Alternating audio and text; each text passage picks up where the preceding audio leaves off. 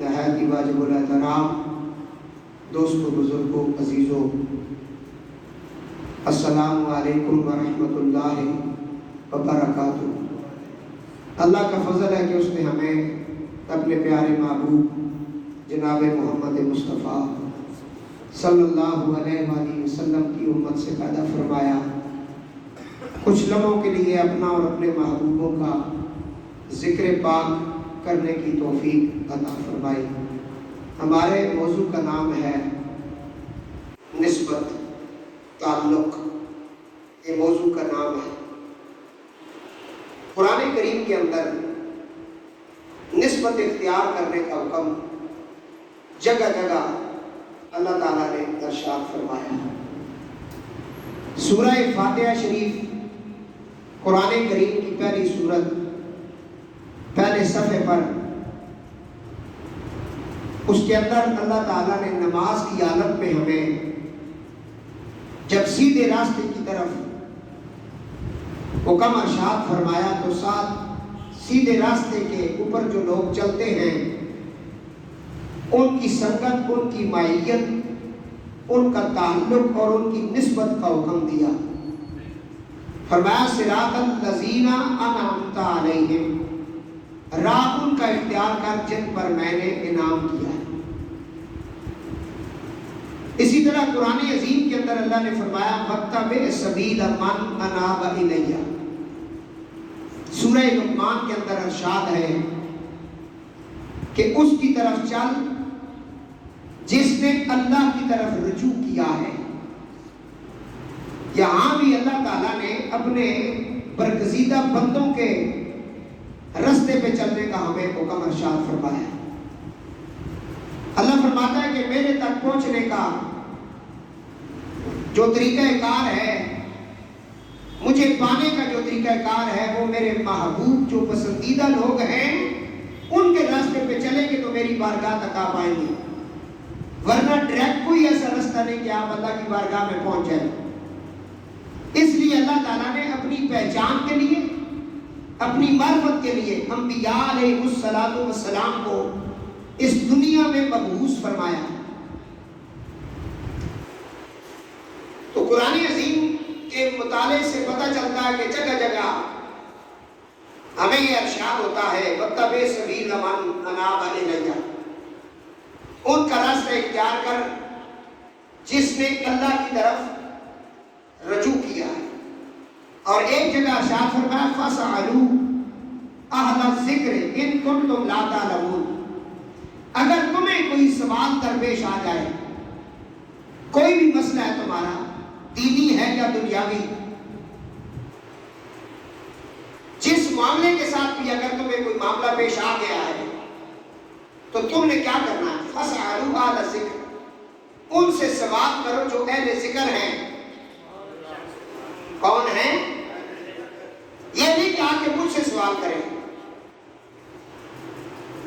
اس کے درمیان میں طریقہ کار بتایا ہے۔ بندہ بیمار ہو جائے تو کہاں جاتا ہے؟ بولے نا، ڈاکٹر کے پاس جاتا ہے، حکیم کے پاس جاتا ہے، طبیب کے پاس جاتا ہے۔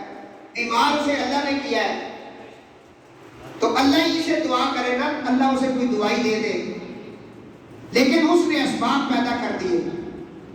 فرمایا وہ دوائی لینے کے لیے تمہیں جو ڈاکٹر کے پاس جانا ہے نا، یہ ایک نسبت ہے، ایک تعلق ہے، ایک وسیلہ ہے۔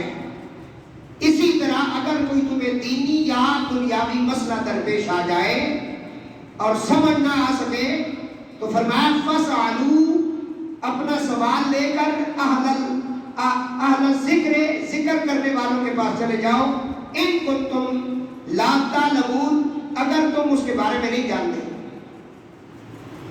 اور ایک اور مقام پر فرمایا الرحمن فاسأل بہ خیرا، میں رحمان کی اگر خبر چاہتے ہو تو کسی باخبر کے پاس چلے جاؤ۔ فرمایا اگر تم رحمان کی خبر لینا چاہتے ہو تو کسی باخبر کے پاس چلے جاؤ، وہ باخبر تمہیں رحمان کی خبر دے گا۔ اور آگے فرمایا سورہ کاف کے اندر یہ میں اتنی آیات اس لیے پڑھ رہا ہوں تاکہ یہ جن لوگوں کے دماغ میں یہ بھوت سوال ہے کہ اللہ کو بس ڈائریکٹ مانے گی، وہ بالکل قرآن کی نفی کرتے ہیں، جو وسیلے کے منکر ہیں، جو کہتے ہیں کہ بغیر وسیلے کے اس کو مانے، وہ شاہ رگ سے زیادہ قریب ہے۔ ہم بھی کہتے ہیں شاہ رگ سے زیادہ قریب ہے، لیکن تمہیں بتایا کس نے ہے کہ وہ شاہ رگ سے زیادہ قریب ہے؟ کبھی اس بات پر بھی تم نے غور کیا کہ کوئی تو ہے نا جس نے تمہیں بتایا؟ نبی پاک علیہ السلام کی بارگاہ میں صحابہ نے عرض کی، وہ ہمارا جو واحد اللہ ہے وحدہ لا شریک ہے، وہ کہاں ہے؟ تو فرمایا محبوب یہ میرے بندے آ کر سوال کرتے ہیں، وَإِذَا سَأَلَكَ عِبَادِي، یہ میرے بندے سوال کرتے ہیں کہ میں کس جگہ رہتا ہوں، اے حبیب آپ فرمائیں انی فإنی قریب، بولے نا میں ان کے قریب رہتا ہوں۔ کتنے قریب رہتا ہے؟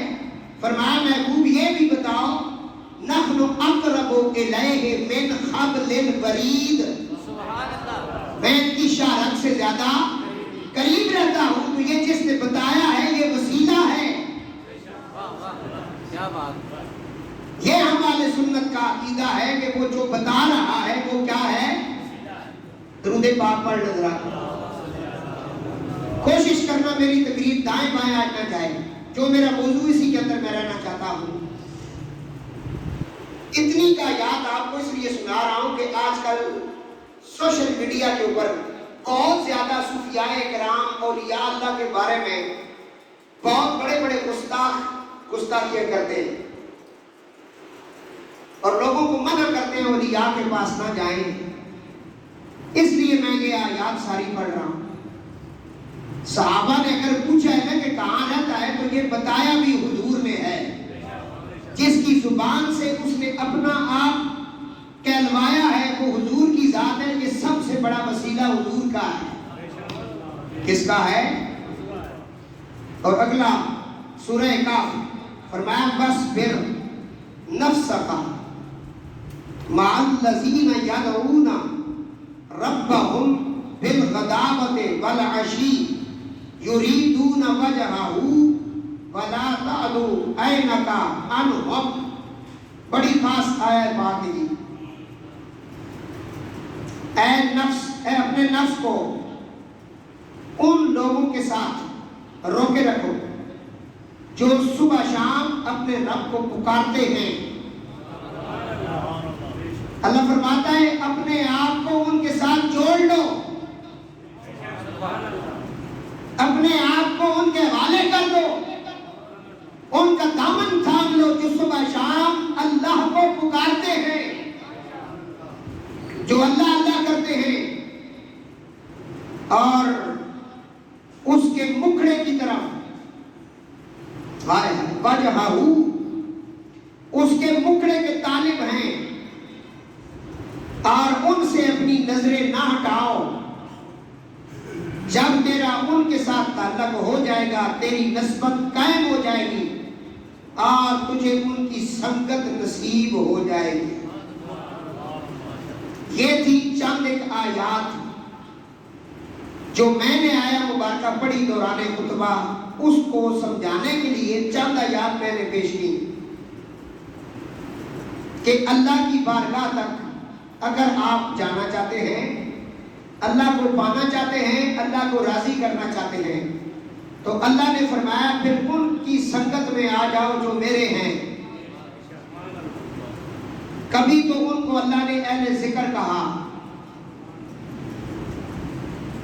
کبھی تو ان کو اللہ نے سچا کہا، کبھی تو ان کو اللہ نے وسیلہ کہا، بولے نا، کبھی وسیلہ کہا، کبھی سچا کہا، اور کبھی ان کا نام لیتے ہوئے اللہ رب العزت نے اس طرح بھی ارشاد فرمایا۔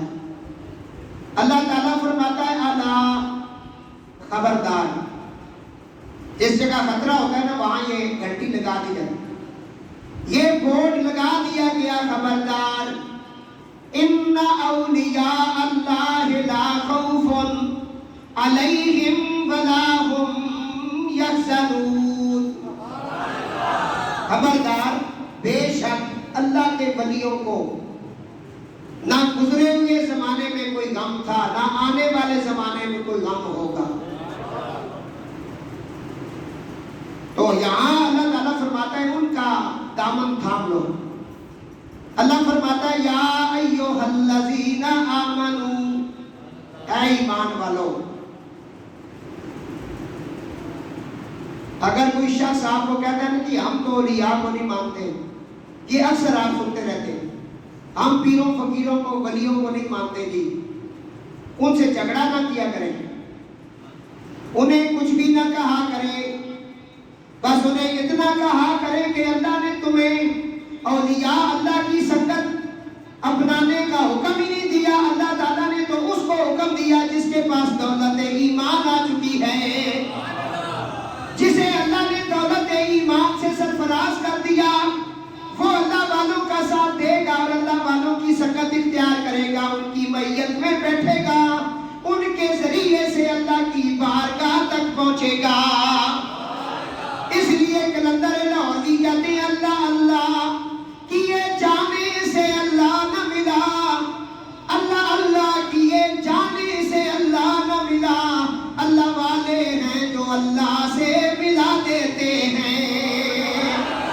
اللہ والے ہیں جو اللہ سے ملا دیتے ہیں، ان سے جھگڑا ہی نہ کریں. انہیں کہو جی کہاں حکم ایمان والوں کو ہے، یہاں اللہ نے کسی اور بے ایمان کا نام نہیں لیا، صرف اس کا نام لیا جس کو ایمان کی دولت سے اللہ نے سرفراز کر دیا ہے، جسے نبی پاک علیہ السلام کی غلامی مل چکی ہے. اسے اللہ فرماتا ہے یا ایھا الذین آمنو، اے ایمان والو. کیا کہا؟ تو یہاں افسا بکاب کے ذوق کے لیے ایک بات کر دوں. کچھ لوگ کہتے ہیں نبی پاک علیہ السلام کو یا کہہ کے نہ پکارو، انہیں کان سے پکڑ کر کہو او ظالموں، نبی پاک تو دور کی بات ہے، نبی کے غلاموں کو اللہ یا کہہ کر پکار کے کہتا ہے یا ایھا الذین آمنو. اللہ نے تو یہاں نبی پاک کے غلاموں کو یا کہہ کے پکارا ہے، اور ایک بار نہیں 88 مرتبہ قرآن کریم کے اندر 88 مرتبہ اللہ فرماتا ہے یا ایھا الذین آمنو. یار پر درود و سلام پڑھنے کی باری آئی، اللہ فرماتا ہے یا ایھا الذین آمنو صلو علیہ وسلموا تسلیما. وہاں یہاں اللہ یا کہہ کے پکارا، یا حرف ندا ہے. اگر یا کہنا اتنا ہی بڑا شرک تھا تو پھر قرآن کریم کے اندر اللہ نے نبی کو نام سے تو کسی مقصد کے لیے پکارا، لیکن جب بھی حضور سے بات کی فرمایا یا ایھا الرسول، یا رسول اللہ، یا ایھا الرسول، اے میرے رسول. یہی معنی ہے نا. تو یا رسول اللہ کہنا کسی مولوی صاحب کی، کسی پیر صاحب کی سنت نہیں ہے، اللہ تعالیٰ کی سنت ہے. مرے ہوئے تو نہیں ہو نا، بلند آواز سے کہہ دو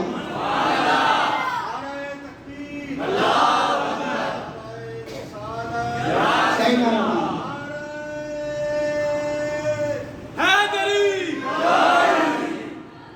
یا ایھا الذین آمنو، اے ایمان والو. یا اللہ ایمان والے کیا کریں؟ فرمایا اتقوا اللہ، اللہ سے ڈریں. ڈرنے کا کیا مطلب ہے کانپنا شروع کر دیں؟ نہیں. اتقوا اللہ کا مطلب ہے تقوی اختیار کریں. تقوی کا مطلب ہے عبادات کریں، حرام کو حرام سمجھیں، حلال کو حلال سمجھیں، نماز کو نماز سمجھیں، فرض کو فرض سمجھیں، نفل کو نفل سمجھیں، حقوق اللہ کو حقوق اللہ سمجھیں، حقوق العباد کو حقوق العباد سمجھیں. یہ اللہ سے ڈرنے کا حکم ہے. تو پتہ چلا آمنو میں ایمان آ گیا. صرف ایمان والا ہونے سننے سے بھی بات ہے، اور سن لو اگلے لفظ میں تمہارے اعمال صالحہ آ گئے، اتقوا اللہ۔ سب سے پہلے اللہ نے کہا جس کے پاس یہ 2 ڈگریاں ہیں، یا اللہ کون سی؟ فرمایا ایک ایمان کی ڈگری، ایک تقوی کی ڈگری۔ جس کے پاس یہ 2 ڈگریاں آ چکی ہیں، میں ان کو تیسری ڈگری کا حکم دیتا ہوں، وَكُونُوا مَعَ الصَّادِقِينَ۔ اے ایمان والو، اے تقوی اختیار کرنے والو، جب تمہیں یہ 2 ڈگریاں مل جائیں، وَكُونُوا مَعَ الصَّادِقِينَ، میرے سچوں کی غلامی میں آ جاؤ، سچوں کی سنگت اختیار کر لو، سچوں کی یہ حکم ہے۔ اب کوئی اگر یہ کہتا ہے نا ڈائریکٹ اللہ سے مانگے، اسے کہوں وہ تمہیں کہہ رہا ہے سچوں کے ساتھ ہو جاؤ۔ ایک جگہ نہیں دوسری جگہ فرمایا یا ایھا الذین آمنو، اے ایمان والو، اتقوا اللہ، اللہ سے ڈریں، وابتغوا الیہ الوسیلہ، اور اس کی بارگاہ میں پاک میں وسیلہ اختیار کریں۔ اللہ ہم نے تو سنا ہے تو شاید حق سے زیادہ قریب ہے، پھر وسیلے کی کیا بات ہے؟ سمجھ آ رہا؟ موضوع بہت بڑا ہے دوستوں، میں چاہتا ہوں کہ اس کو میں پیش کروں۔ جس کے پاس ایمان اور تقوی کی ڈگری ہے اس کے لیے اب حکم ہے وَكُونُوا مَعَ الصَّادِقِينَ، وہ سچوں کے ساتھ ہو جائے، سچوں کے، کہاں قرآن نے سچا کہا ہم نے، سچوں کے، یا اللہ ہم سچوں کے تھوڑے بہت نام پتہ ہونے چاہیے تاکہ ہمارے لیے مشکل نہ ہو وہ سچے کون ہیں۔ اللہ فرماتا ہے ان سچوں کا نام پوچھنا چاہتا ہے، یا نام اللہ علیہم من النبیین والصدیقین والشہداء والصالحین۔ یہ سچے جو ہیں ان میں نبی، صدیق، شہید اور صالحین ہیں۔ وَحَسُنَ أُولَئِكَ رَفِیقًا، ایسی اللہ تعالیٰ نے آگے سے سند عطا فرمائی نا، تم جس سے دوستی لگاؤ یہ نہیں کہہ سکتے یہ دوست اندر باہر سے میرے ساتھ ہے، تم اس کی دلیل نہیں دے سکتے، اس پر تم قسم بھی نہیں اٹھا سکتے کہ یہ اندر باہر سے میرے ساتھ ہے۔ ہم نے دیکھا ہے کہ بڑے بڑے موقعوں پر بڑے بڑے خاص دوست جو ایک ہی برتن میں کھانے والے تھے وہ دشمن بن گئے، یہ ہم نے دیکھا ہے۔ بڑے بڑے ہم نے اس طرح کے نظارے کیے ہیں، لیکن اللہ فرماتا ہے میرا قرآن ہے، اس کا ایک لفظ بھی تبدیل نہیں کیا جائے گا، لا تبدیل لکلمات اللہ۔ یہ وہ کتاب ہے اگر میں پہاڑوں پر نازل کرتا تو وہ اس کے روب اور دبدبا سے ریزہ ریزہ ہو جاتا۔ میں اللہ کہہ رہا ہوں اگر تم ان کی سنگت اختیار کرو گے جن کو میں نے انبیاء بنایا، جن کو میں نے صدیقین کا مقام عطا کیا، جن کو میں نے شہداء بنایا، اور جن کو والصالحین جو میرے ولی بنے ہیں، ان کی غلامی میں جو آئے گا وَحَسُنَ أُولَئِكَ رَفِیقًا، یہ اس کے بڑے اچھے دوست ہوں گے، بڑے خاص دوست ہیں۔ وَحَسُنَ أُولَئِكَ رَفِیقًا، تو فرمایا ان کی سنگت اختیار کر۔ درود پاک پڑھے بھائی۔ حضرت شیخ سعدی رحمۃ اللہ علیہ نے یہاں ہمیں سمجھانے کے لیے نا یہ مسئلہ بھی سمجھانے کے لیے کہ سنگت کا فائدہ کیا ہوتا ہے، جب نسبت ہم نے اختیار کرنی ہے کسی اللہ والے کی، اس کا ہمیں کیا ملے گا، کیا فائدہ ہوگا۔ شیخ سعدی رحمۃ اللہ تعالیٰ علیہ کو ایک دوست نے مٹی عطا کی، کچھ مٹی آپ کو دی تو اس مٹی سے خوشبو آ رہی تھی، آپ نے کہا کہ یہ مٹی جو تو نے مجھے دی ہے اس سے خوشبو آ رہی ہے، حالانکہ اس کے اندر اپنی خاص اس کے اندر کوئی خوشبو نہیں ہوتی، اس مٹی سے کیوں خوشبو آ رہی ہے؟ تو مٹی سے کیسے خوشبو آتی ہے؟ تو وہ مٹی جو ہے اس کو اللہ نے قوت گویائی عطا کی. ولی پوچھ رہا ہے نا تیرے اندر خوشبو آ گئی ہے کیسے ہو سکتا ہے؟ وہ کہنے لگی بکفتہ من گلے ناچیز بودم، میں تو بالکل خاک تھی، ناچیز تھی، خاکسار تھی، میرے اندر تو کچھ بھی نہیں تھا. ولیکن مدت باقل نشستم، ہائے ہائے کچھ وقت میں نے اس گملے کے اندر گزارا ہے جس گملے میں گلاب کے پھول کے ایک پودا لگا ہوا تھا. گلاب کی پتیاں اس گملے میں گرتی تھی، وہ میرے اندر شامل ہوتی تھی، ان کی وجہ سے مجھ سے جو ہے نا خوشبو آ رہی ہے. سمجھ نہیں آئی. وہ کہنے لگی کچھ وقت ولیکن مدت باقل نشستن جمال ہم نشین در من اثر کرد، کہ میری خاصیت نہیں، یہ اس پھول کی خوشبو ہے. وَگَرْنَا مَنْ ہُمَا خَاکَمْ کہ ہستم، میں تو خاک ہوں، میری تو کوئی حیثیت نہیں، لیکن جب سے میں گلاب کے پھول کی ٹہنی کے ساتھ لگی ہوں اس کی نسبت کی وجہ سے مجھ سے خوشبو آتی ہے. یہ فائدہ ہے نسبت کا. نسبت بہت بڑی چیز ہے. جو کہتے ہیں نا کہ نہیں کہ ہمیں ضرورت نہیں، ہم ٹریک اللہ سے مانگتے ہیں، بس ٹریک ہی سارا کھاتا ہے ہمارا. پہلی تو بات ہے وہ قرآن کے منکر ہیں، انہوں نے قرآن پڑھا ہی نہیں، قرآن کو سمجھی نہیں. اب آگے جا کے فرمایا کہ مجھے میرے اندر سے جو خوشبو آتی ہے نا یہ اس پھول کی وجہ سے آتی ہے جس کے ساتھ میرا کچھ وقت گزرا ہے، یہ اس کا رنگ میرے اوپر چڑھ گیا. نبی پاک علیہ السلام نے فرمایا المرء مع من احب، تو جس سے محبت کرے گا نا قیامت کے دن تجھے اسی کے ساتھ اٹھایا جائے گا. اب یہ فیصلہ آپ نے کرنا ہے. آپ کی محبت اگر نبی پاک سے ہوگی، خاندان رسول سے ہوگی، حضور کے اصحاب سے ہوگی، اولیاء سے ہوگی، تو آپ کو انہی کی جماعت میں کھڑا کیا جائے گا. اور بولو نا، حضرت سلیمان فارسی رضی اللہ تعالیٰ عنہ بہت بڑی عمر والے صحابی تھے، انہیں محبت تھی حضور سے اور حضور کی اولاد سے بڑی محبت تھی. اب یہ دولت ہر بندے کو نہیں ملتی. یہ کچھ شدت کے ساتھ محبت کرتے تھے اہل بیت سے، اور بی بی پاک کے دروازے پر اگر کوئی بات کرنا ہوتی تو انہی کو بھیجا جاتا تھا، یہ دستک دے کر بات کرتے تھے. یہ مقام صحابہ میں سے حضرت سلیمان فارسی رضی اللہ تعالیٰ عنہ کو ملا ہے. تو میں جب ان کے دربار پہ عراق کے اندر حاضر ہوا تو ان کے دربار شریف کے بڑا گیٹ جو ہے اس کے اوپر وہ حدیث لکھی ہوئی ہے جو میں ابھی پڑھنے لگا ہوں.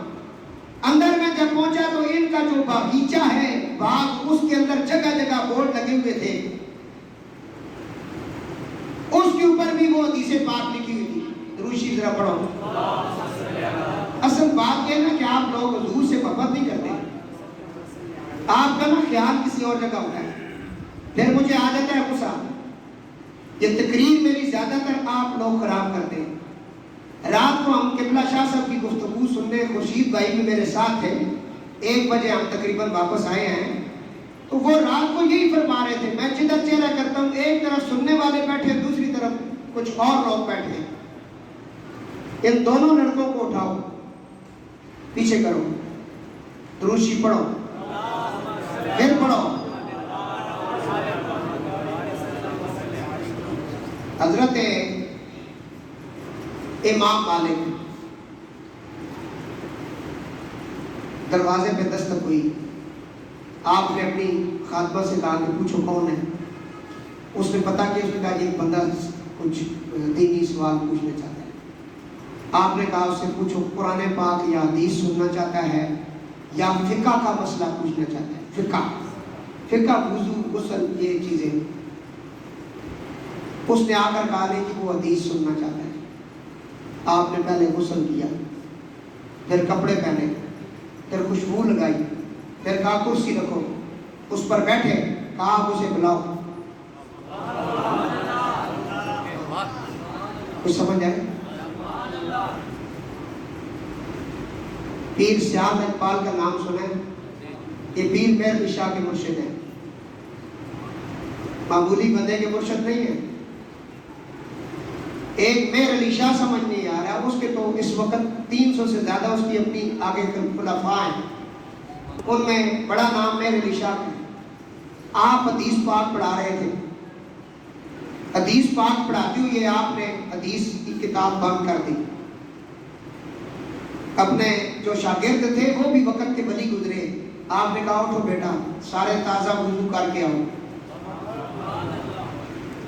انہوں نے کہا حضور ہم وضو کر کے آئے ہیں، سارے وضو کر کے آئے۔ آپ نے فرمایا میں بھی تازہ وضو کر کے آتا ہوں، تم بھی وضو کر کے آؤ۔ وضو سب کا تھا، مسجد میں بیٹھے ہوئے تھے، اٹھ کے چلے گئے، وضو کر کے آ گئے۔ انہوں نے کہا حضور سمجھ نہیں آئی۔ فرمایا جو حدیث میں پڑھ کے آ رہا ہوں اس کے حاشیے میں نبی پاک کی شہزادی کا نام آ رہا ہے۔ یہ ادب ہوگا تو مجھ سے آپ کچھ لے کے جائیں گے، میں آپ کو سیدھا بتا رہا ہوں، میں سید ہوں، میرے پاس سودا 1 نمبر ہے، یہاں مولوی شولوی کوئی بھی نہیں، اور میں کسی کو مانتا بھی اتنا نہیں ہوں۔ میرے مجھ سے جس نے سودا لینا ہے وہ بندے کا بچہ مان کے میرے سامنے بیٹھے ہے۔ میں یہاں نہیں ہوں، میں سلیمان فارسی کے دربار پہ تھا، آپ نے میری توجہ ہٹا دی۔ درود پاک پڑھیں۔ سیدہ کائنات کی بارگاہ میں جب بھی کوئی سوال کرنا ہوتا، کچھ مانگنا ہوتا، تو جو سوالی بن کے صحابہ میں سے دروازے پہ دستک دیتا اس کو سلیمان کہتے ہیں۔ میں ان کی تفصیل میں نہیں جاتا، میں نسبت کی بات کر رہا تھا۔ حضور نے کہا دنیا میں تم جس سے محبت کرو گے قیامت کے دن اسی کے ساتھ اٹھو گے۔ خدا کی قسم ہے میجر اذان مسجد کی جماعت جس جھنڈے سے اور جس جھنڈے والے کے نیچے کھڑے ہو کر اٹھے گی اسے حسین ابن علی کہتے ہیں۔ میرا مرشد پہلے بھی حسین ہے، آج بھی حسین ہے۔ آئین مشیت کا شناسا ایسا جس کے قدموں میں ہو کوثر، وہ پیاسا ایسا کیوں فخر سے چومے نہ رسول عربی، تقدیر سے ملتا ہے نواسا ایسا۔ جو نسبت میں لے کے آیا ہوں اس کے ساتھ کی نسبت کوئی دکھائے، اس کے ساتھ کی کوئی نسبت لے آئے۔ جس کا نانا نبی ہو، جس کا بابا ولیوں کا بادشاہ ہو، جس کی ماں جنتی عورتوں کی سردار ہو، اور جب وہ تشریف لائیں آواز آئے سر جھکاؤ آنکھیں بند کرو بنت رسول آ رہی ہے، کیوں نہیں ادب آیا؟ تو دوستو ادب والوں کو پتا ہوتا ہے کہ یہ سودا کس طرح ملتا۔ فرمایا جس کے ساتھ محبت کرو۔ اب حضرت سلیمان بہت زیادہ محبت کرتے تھے اہل بیت سے، بہت زیادہ پیار تھا آپ کو اولاد رسول سے۔ نبی پاک نے جب سلیمان کی محبت دیکھی نا، وہاں بڑے بڑے لوگ تھے، اس کا یہ نہیں مطلب کہ وہ محبت بھی کرتے تھے۔ حضرت عمر فاروق رضی اللہ تعالیٰ عنہ جن کو حضور نے زندگی میں کہا عمر فی الجنہ، عمر جنتی ہے، خلیفہ دوم ہے، مراد رسول ہے، آسمان کے تاروں جتنی نیکیاں جس کی بتائیں، ان کا بیٹا عبداللہ امام حسین علیہ السلام کے ساتھ کھیل رہا تھا۔ کھیلتے ہوئے امام حسین نے کہا تو غلام زادہ ہے، تو ہمارے غلام کا بیٹا ہے۔ انہوں نے آ کر بابا سے شکایت کی، کہا بابا آپ امیر المومنین ہیں، حسین تجھے غلام زادہ کہتا ہے۔ فرمایا پیش کرو۔ امام پاک کو پیش کیا گیا۔ حضرت عمر بڑے جلال والے تھے، امام پاک چلے گئے کیونکہ دل میں سچ تھا نا۔ گئے تو حضرت عمر نے کہا کہ حسین آپ نے کہا کہ میرا بیٹا آپ کا غلام ہے، یہ غلام کا بیٹا ہے؟ فرمایا جی میں نے کہا ذرا تحریر کر دو، تحریر کر دو۔ اور عمر تو پہلی جنتی ہے، عمر تیری شان ہی بہت بڑی ہے، تیری شان میں قرآن کی آیات موجود ہے، پھر کیا ضرورت ہے؟ کہا کہ تحریر کر دو۔ اسی بیٹے سے کہا جب ہم شہید ہو جائیں ہمارے کفن میں یہ تحریر حسین کی رکھنا، تاکہ فرشتے جب پوچھے تو میں نے کہہ سکوں حسین نے ہمیں غلام بنایا ہے۔ کیوں نہیں سمجھ آتی؟ تم حضرت عمر سے بھی زیادہ پڑے ہوئے ہو۔ ایسے مفتی، ایسے ملاؤں، ایسے پیروں پر لعنت ہے جو حسینیت کا درس نہیں دیتے۔ کچھ سمجھ آ گئی؟ تو دوستو عرض کر رہا ہوں، حضرت سلیمان کیونکہ محبت کرتے تھے نا، حضور نے انہیں کیا فرمایا؟ فرمایا اے میرے پیارے سلیمان سن، محشر کے دن جب میرے امتیوں کی صفیں لگے گی نا، ان میں آگے سب سے پہلے جو صف ہوگی وہ میری آل کی صف ہوگی۔ اس صف میں اس دن جو کھڑا ہوگا وہ سلیمان ہوگا۔ یہ ہے مقام سلیمان۔ جو سمجھتے ہیں وہ میرا موضوع کہیں اور نہ جائے، کیونکہ کتاب آج میں نے جو پکڑی ہے نا، یہ میرے مرشد کی کتاب ہے، خود انہوں نے لکھی ہے، میرے سائیں حضور کی کتاب ہے، میرے لجپال کی ہے، میرے آقا و مولا میرے سائیں مظہر پاک کی کتاب ہے، آپ نے لکھا ہے۔ میں جس سے محبت کرو گے نا، قیامت کے دن تم اسی کے ساتھ اٹھو گے، کیونکہ ہمارا موضوع ہے نسبت۔ مولانا روم فرماتے ہیں یک زمانہ صحبت اولیاء، ایک کڑی اگر اولیاء کی بارگاہ میں گزر جائے، کسی اللہ والے کے پاس بیٹھے ہوئے ایک لمحہ گزرے، یک زمانہ صحبت با اولیاء بہتر از 100 سالہ طاعت بے ریا۔ 100 سال کی عبادت ایک طرف اور ولی کامل کی بارگاہ میں بیٹھنا ایک طرف، یہ ہے نسبت والوں کا ذکر۔ تو دوستو درود پاک۔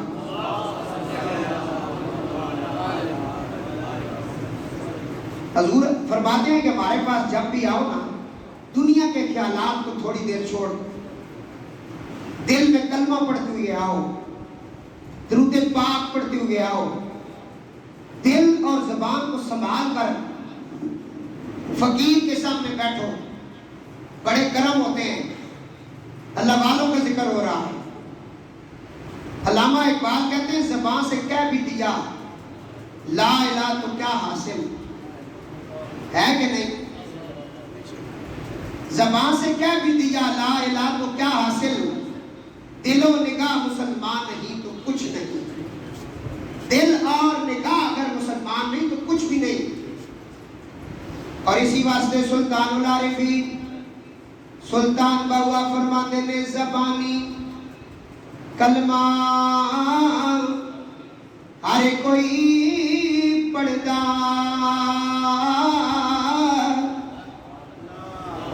زبانی کلمہ ہر کوئی پڑھتا تے دل دا پڑھدا کوئی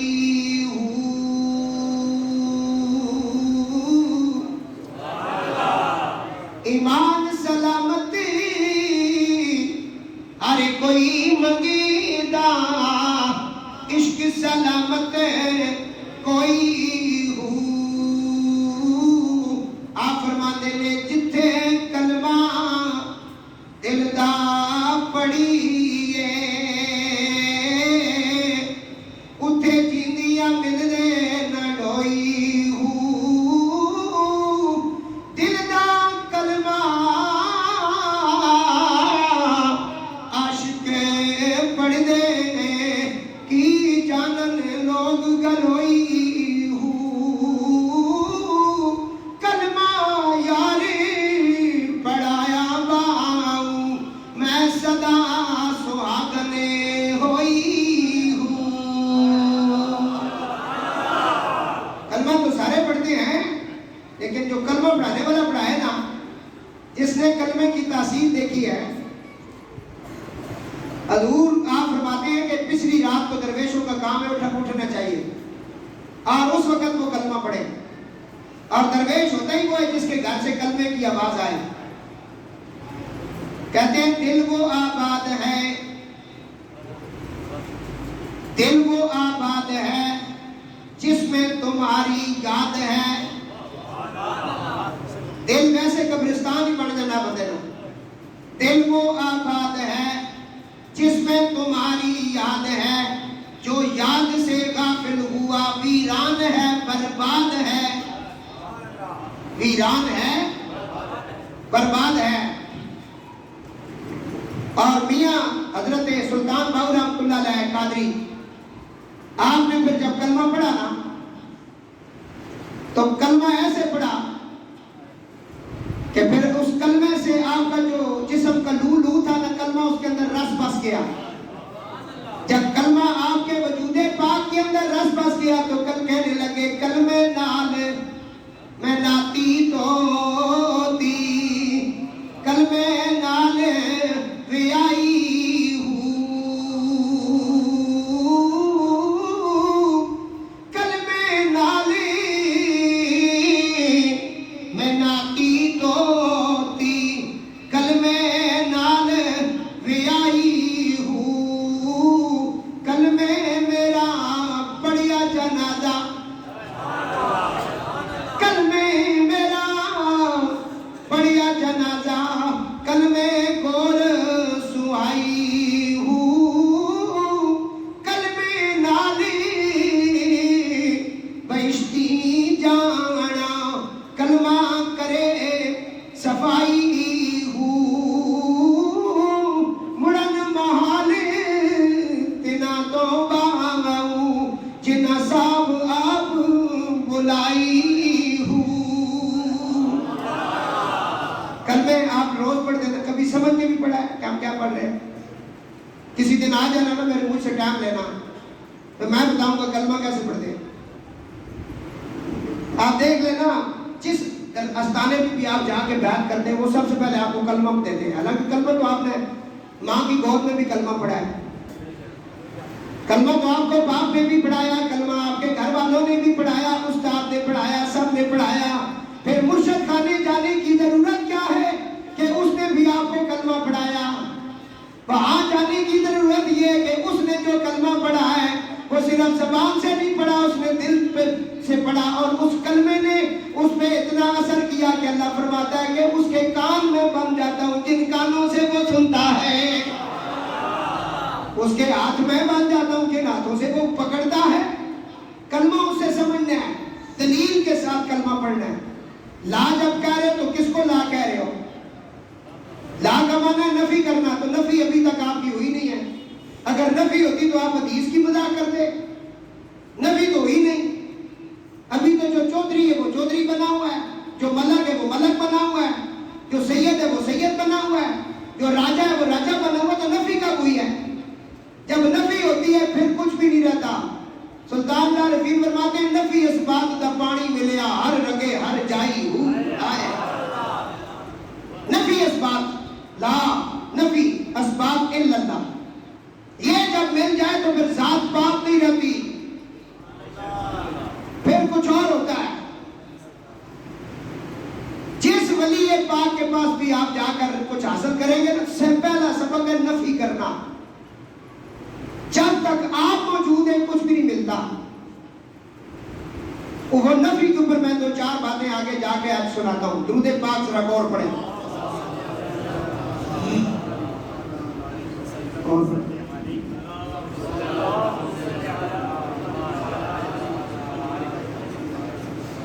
انیس سو چوراسی کے اندر میرے مرشد پاک نے حج کیا، سائی مظہر پاک۔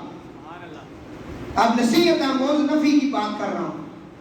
کہتے ہیں حج کرنے کے بعد کچھ ہمارے مریدین تھے جدے کے اندر، تو جدے کے اندر کچھ دن میں وہاں ٹھہرا، پھر پاکستان آ گیا۔ اب ان کے جو والد گرامی تھی سائی محمد کرم حسین، انہوں نے کہا بیٹا حج کر کے آئے ہو، وہاں کی کوئی باتیں سناؤ، مدینے کی مکے کی باتیں سناؤ۔ ہیں جی